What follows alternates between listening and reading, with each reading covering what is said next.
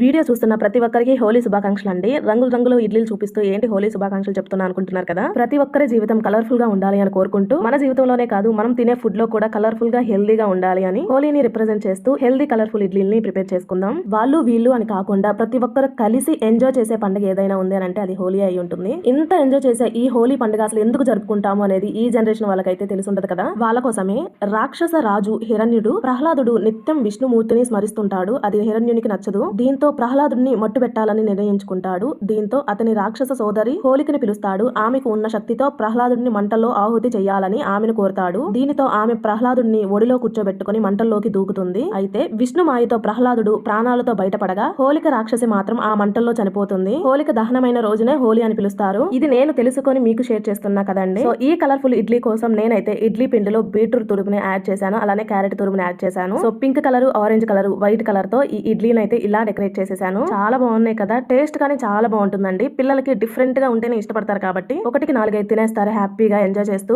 ఈ colourful breakfast కి green colour chutney అయితే కాంబినేషన్ గా ప్లేస్ చేసేసాను. ఎలా ఉంది? ఈ వీడియో నచ్చితే మాత్రం లైక్ చేసి, షేర్ చేసి, సబ్స్క్రైబ్ చేసుకోండి.